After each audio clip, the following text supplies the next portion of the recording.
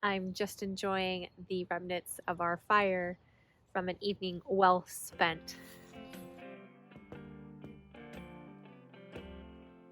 There's something so simple and comforting of being next to a fire and smelling that wood smoke and enjoying the laughter of friends and family. It's something that I treasure every summer, and this was our first time this year to enjoy our fire pit in our garden. So welcome back to another garden tour. This is the May garden tour. It's at the end of the month, but I still wanted to sneak it in. And some things have changed, but there's also a lot of things that are still taking shape. And so definitely check back next month because we're going to have a lot of things just really bursting into action. If you're new here, welcome. I'm Jolene, and today's tour is kind of a continuation of last month's tour, showing what's been working, what's not working, and the things I'm struggling with. I have one thing right now that I'm really battling, and so I'm going to share what I'm doing about that. Our garden sits on the historic land of the Confederated tribes of the Chehalis, who stewarded this part of the earth before us. Their vision statement is to be a thriving, self-sufficient, sovereign people while honoring our past and serving current and future generations. If you want to learn more about the Chehalis tribes, I'll link some information down below. My in-laws are visiting right now, which has been such a wonderful blessing. My father-in-law has been getting like a lot of random things done around the house for us, which has been wonderful. And my mother-in-law has been watching my son for me. Also, sometimes I can get some things done and just get time to myself, which is much needed. So we've been having really nice weather the last few days, but we are getting rain in the next couple days, which is why I'm filming this today. Let's get started with the tour.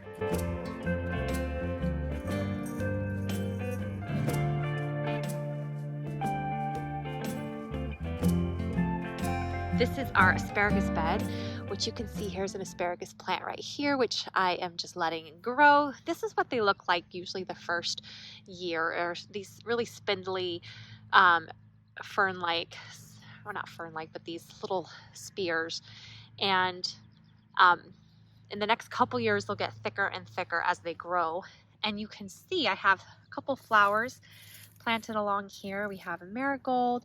I think I have nasturtium at the end and a couple other random things to kind of fill in this space because the asparagus isn't going to take up a lot of room yet.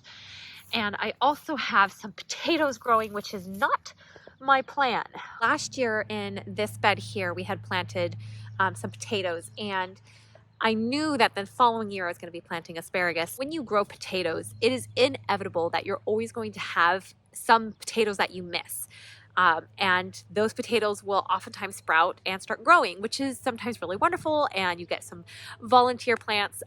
But when I'm planting asparagus in this bed, they're ending up getting in the way, and I'm having to tear them out, which means I could potentially disrupt the root systems of the asparagus. So it's a mistake that I learned, and I may pay for it, but so far they're doing okay. On this side of the asparagus bed, I have some beets growing here, which was kind of a last minute thing that I planted. I didn't plan to do that. And I just want to show you, look at how gorgeous this artichoke plant is. It's absolutely beautiful. I just love the foliage of it, and it's just gotten really full. I haven't seen any signs of flowering yet, but it may be too early still. So yeah, we'll see how it works.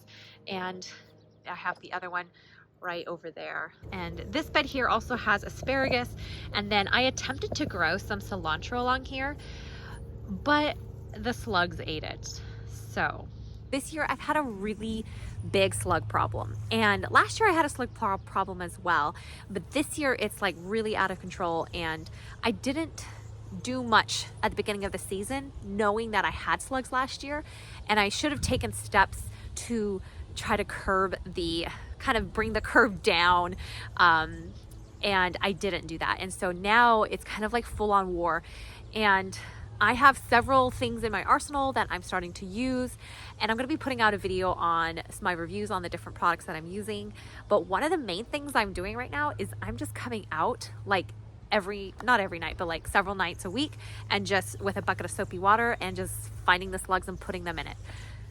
It's working so far. Like, it's not great, but it is a solution. And I'm hoping, I planted a lot of things from seed, like direct sowing, and snails love to snack on seedlings. And so most of my seedlings that I direct sowed just were chewed on. So I'm kind of starting from scratch in a lot of those areas, and it was a major mistake that I made. Like, we didn't have any lettuce this year because I direct sowed it and the slugs just ate it all. How beautiful are these potato plants and these chives, which are just getting ready to go into full bloom. I just loved it. I just harvested some of this today and used it in a pasta salad. And just look at these potato plants. They just look so healthy and thriving. So over on this side, we also have some potatoes. These are purple potatoes, and I could tell that because you can see the purpling of the stem here compared to these, which are just white or whatever color that is. Something with potatoes that I'm going to be probably trying in the next few years is actually growing potatoes in containers. I'm thinking fabric bags. There's kind of a trend going on among gardeners right now, and it makes so much sense.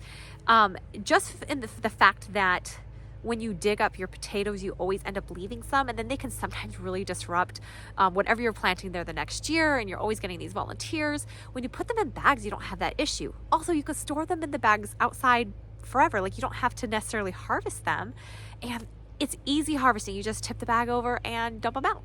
So I'm thinking about doing that next year, but I didn't really look into that before we got started. So they're just planted in our normal garden beds this year. We're gonna do a quick jump over here to this bed. You can see I am so close to finishing up, filling it up.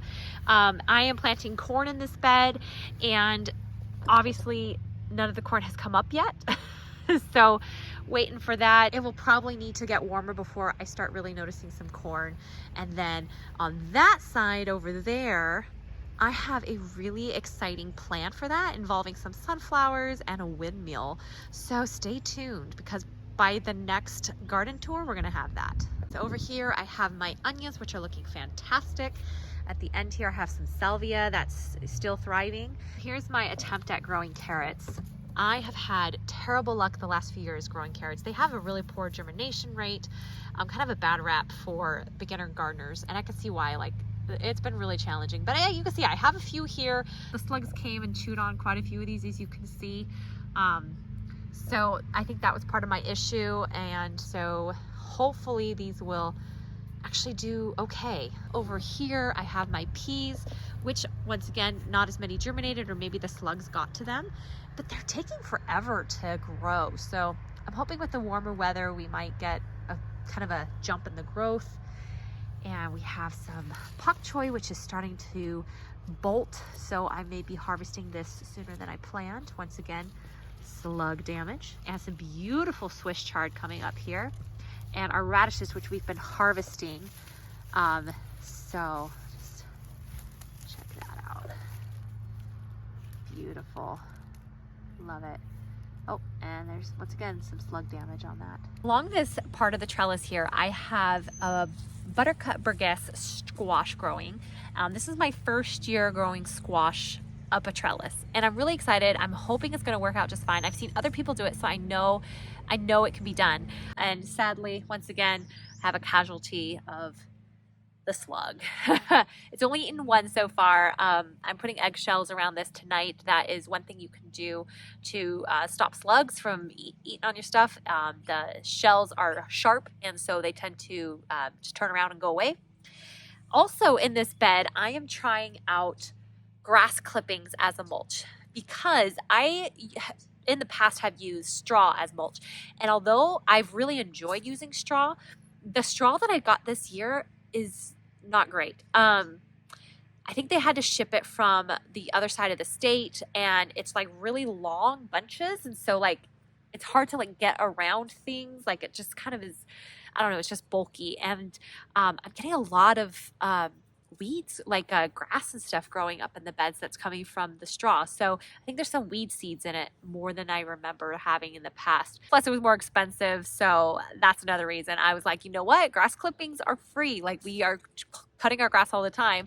So I'm trying grass clippings in this bed, and I put a pretty heavy layer of mulch. And I mean, so far it's doing okay. I'm gonna see, I particularly want to know, am I gonna get weeds in the bed? Am I gonna get any weed seeds from our grass clippings? Because we don't like spray our grass or anything. So there's definitely weeds in our grass. So stay tuned to find out what I think about grass clippings as mulch. So some other things in this bed besides the squash along the fence there is I'm planting a little more Swiss chard because I like Swiss chard so much. And then this is broccoli, which I know a lot of other people are already like harvesting broccoli this time of year. I was late to the game because I planted my broccoli too late.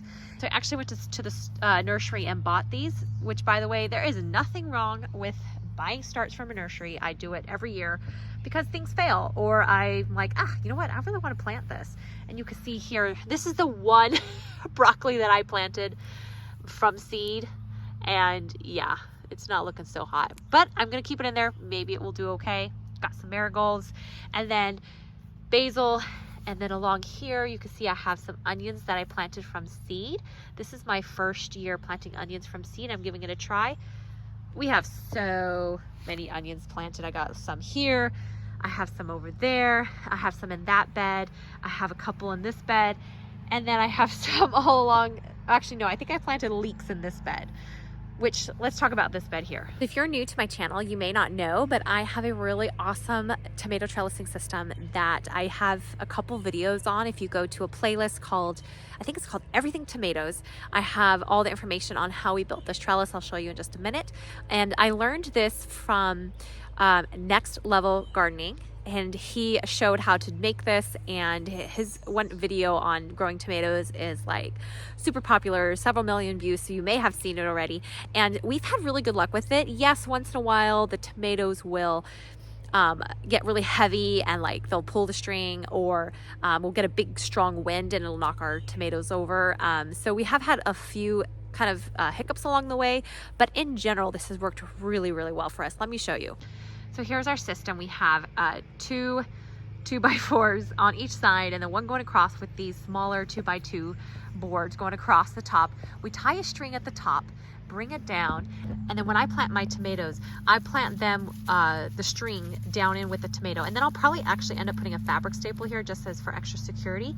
And then we are going to train our tomatoes up these strings. And I have these handy little clips that I clip them on. You can also just tie with jute string or something like that. That's maybe more biodegradable, and it works fantastic. A couple other things that I am growing in this bed, some companion plants, are basil and leeks, which here's one right here, very small still, but it has a long way to go. They have a very long growing season. Probably will be harvesting them next year actually. And then in the center of the bed, I direct sowed some lettuce. Not sure if it's going to come up, but hopefully my plan is that this area in the middle gets really shaded and maybe we can actually grow some lettuce there. And then of course marigolds, which are an excellent companion plant with tomatoes because they help deter some pests like nematodes and things like that. Over here we have my garlic, which, oh my gosh, look at how big this garlic is. I mean, can you see that? It is huge. This is the biggest garlic I have ever grown, and I'm not really sure. It must be maybe the variety, which, you know what, at the moment I can't remember what it is. I'll try to look it up and put it here in the video or in the description down below. But I mean, just look at that. It's huge. And I do fertilize my garlic to create bigger cloves, and usually I do it in April is when I fertilize, so maybe that's part of it. Over here I have my spinach, which is actually doing, ow, you little stinker. And off you go. You just saw the mean side of Jolene. All right, so spinach, which once again, I had some issues with snails and slugs eating them. So there was a whole bunch here that they just chomped down to the ground. So we'll see about how that does. My kale, which same thing, some slug issues, but it's thriving pretty well. And then, my cucumbers. I had 3 more here destroyed by slugs, one over there. And you look at these and they don't look great. They got sunburned, and I think they just, I don't know, I was having some issues with these.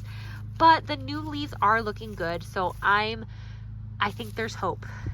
I think there's hope. In the rest of the bed here, we have my Oh, looks like this might have been eaten a little bit on. We have my jigsaw peppers here, and then I have my poblano peppers there, and a tiny little eggplant. I have one bigger eggplant that I still need to plant in here, and of course another marigold. In this bed here, I planted some more onions along here. I have a Brussels sprout and I have kale. So in this bed I have my blueberries, which are blooming, and I'm so excited to enjoy some blueberries. We love blueberries. I want your opinion on what is a great ground cover to plant around blueberries. I have been challenging myself to use every square inch of my garden, and we have this blueberry patch here, which in the past I would just put bark on here, but I really am like, you know, this is like it's a bunch of empty dirt in between these blueberry bushes. What can I plant there? So I planted some Greek thyme, I believe, and it says that it needs shade, so part shade, so it may not survive. I don't know, but I want to know, like, what would you plant? I've seen some people mention strawberries, some mention creeping thyme. What would you do? What would you plant in this empty space between my blueberry bushes? Leave a comment down below and let me know. And of course, can't forget these strawberries, which this is the bed that we have not renovated yet. They are 5, somewhere, I think around 5 years old. This is their 5th growing season. So they're not looking great. Next year, we're gonna be renovating them. You can see that we still have some nitrogen deficiency. I just fertilized them not that long ago, so hopefully we'll see an improvement in that. But they are flowering, and we got some strawberries. Gonna be coming soon. They look beautiful. So excited. And of course, Liam's little flower garden, which we have some flowers starting to pop up. You can see a few here. And then of course, here is the strawberry bed that I renovated, and you can see that they're looking really good. I just fertilized these this week, as well as added some more worm castings. These are looking really beautiful. I mean, just look at those leaves. They're growing nicely. Some of these, you can look at the leaves and you see that this one looks kind of like there's some disease going on here, but the new leaves are looking really healthy. So I'm not worried about it. Once this leaf comes off, which I can even just pick it off right now, the leaves that are coming up are healthy and beautiful, and that's what I look for. And as you can see, one thing that is missing from this bed are flowers, because I have been plucking those off so that these will focus on just establishing themselves. My most requested video is how to fertilize strawberries, and I promise you I'm going to be coming out with a video on how to fertilize strawberries. I'm testing products right now, so I am not comfortable sharing how it's working until I actually see it in action. So far, I'm really happy with the results, but I actually want to see the fruit. I want to see the berries and compare and let you know what's worked for me. But so far, I'm really happy with it. And of course, can't forget the raspberries here, which are looking beautiful, except for this one patch right here. I do not know what happened. It's like they're dying. So I don't know, but like the plants coming up here look beautiful, all the primocanes. So I don't know, I may just have to prune those down and hope for the best. The rest of these look fantastic. We just look at the sea of green here with all these. They're budding. Yay. Oh, that makes me really happy. Okay, let's take a quick look at the trees. I'll show you what's going on with those. And I also want to show you the shade garden. All right, look at these pears. They are looking fantastic. We're gonna have an abundant harvest of pears this year. And I do see, I was a little concerned at my last video that we weren't gonna get apples from this tree, but we are. Maybe not as much as in the years past, but we are gonna get some apples. You can see right here, the swelling. Those are gonna be the apples. Here is our walnut tree, which I don't know if I've mentioned. Yeah, we planted a walnut tree. It's a Howard walnut, which is a smaller variety that's not gonna get as big. And so yeah, we're super excited about it, and it's looking really good. And then this tree, oh my goodness, is it loaded with apples. I mean, just whew, lots. This is a red apple tree. Don't ask me the variety. It was on here when we moved on, so it's like 40 years old. It was here when we moved here, so do not know what it is. Hi to all the viewers. Hi. Here's my beautiful columbine that is blooming. So this is a project that my father-in-law just helped me with today. I had this birdhouse that I was really excited to put on a stand in my shade garden. And so today he just helped me set it in cement, and it's just curing, and I'm so excited. And then I have my oak leaf white hydrangea in there, and it's going to get really big and just bushy and fill up the space. I have some was that daylilies, calla lilies? I can't remember now, but aren't they beautiful? Couldn't resist. And then I have a couple other things in this bed, some astilbe, lily of the valley, a nasturtium right there. So, and then hopefully this will be somewhat filled in next time I do a gardening tour. The sun has set, the fire has gone almost out, it's just embers right now, and we are done with our garden tour. And I want to say thank you for coming along with me on this tour. I really appreciate you taking the time to learn from me. I am honored to share my journey with you, and I hope that you'll learn something new at each garden tour. If you don't know already, I have both an Instagram and a TikTok account where I post educational reels and videos, as well as some funny ones. And so definitely go check it out. Our most recent funny one, my husband and son got in on the action, and it was so much fun to make, and I've had a lot of feedback that a lot of other people have really resonated with it and thought it was funny. So definitely go check me out there, and then come back next month for my June tour. Like I said, it's going to be a lot fuller, and we'll actually probably be harvesting more things, so you'll get kind of a first-hand view of that. Thanks for hanging out with me today. Have a wonderful Memorial Day weekend, and I'll see you in the next video. God bless.